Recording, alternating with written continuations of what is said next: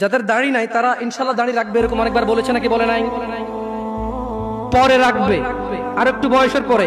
ছি ছি ছি ছি ছি ছি ছি ছি ছি, এমন হাজার মা বাবা পাওয়া যায়, ছেলেটা দাড়ি রেখেছে, এসএসসিতে পড়ে, বললো যে এখন রাখিস না, কলেজে উঠলে রাখিস। ওই মা, তোমাকে বলি, তুমি তোমার ছেলেকে আদর করো না? ছি, মিথ্যু মা। আরে তোমার মতো মারা মাইশাকে হত্যা করে ফেলেছে পরকিয়া করতে গিয়ে। তোমার চাইতে মাইশার মা অনেক ভালো ছিল, মেয়েকে হত্যা করেছে, অন্তত ইসলামে তো বাধা দেয়নি।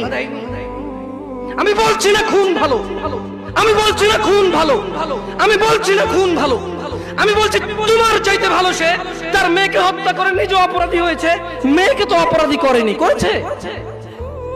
তুমি তোমার ছেলেকে দাঁড়িয়ে রাখতে না করো।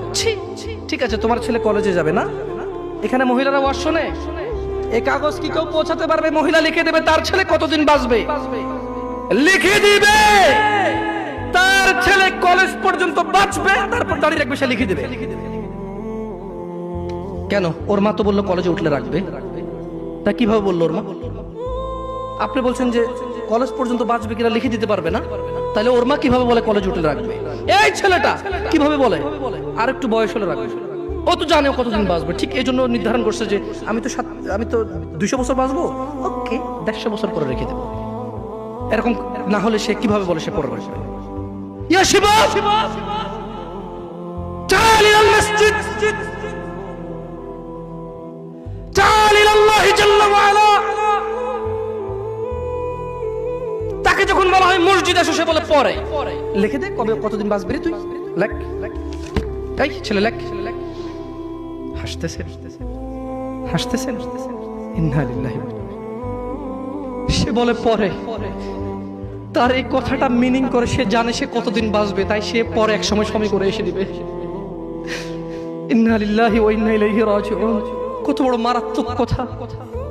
হায়াতের মালিককে, গায়েবের মালিককে সে কিভাবে বলে সে পরে আসবে? সে মাগরিব পড়বে না, ঈশা পড়বে না, ফজর পড়বে না, সে মাগরিবে বলে কালকে ফজর থেকে পড়বো, সে রাতের গ্যারান্টি দিচ্ছে সে বাঁচবে। লিখে দে তুই রাত বাঁচবি। আল্লাহ ক্ষমা করুক এরকম মাদের যারা তাদের ছেলেকে দাঁড়িয়ে রাখতে দেয় না। আল্লাহ ক্ষমা করুক এরকম যুবকদের যারা বলে বড় হলে রাখবো দাঁড়িয়ে। আল্লাহ ক্ষমা করুক এরকম মুসলমানকে যে নিজেকে মুসলমান মনে করে, নামাজের দিকে ডাকলে বলে পরে আসবো। শুনেন, দুনিয়া তুচ্ছ। দুনিয়া কি? জামশেদ মজুমদার বলেছে না, দুনিয়া তুচ্ছ। জামশেদ মজুমদার বলেছে? কে বলেছে? কে? আল্লাহ জাল্লা ওয়া আলা, রব্বুস সামাওয়াতি ওয়াল আরদ, যিনি জমিন এবং আকাশের মালিক, তিনি বলেছে দুনিয়া তুচ্ছ, খেল তামাশার বস্তু। আর আল্লাহর কাছে যা আছে তা উত্তম, তা স্থায়ী।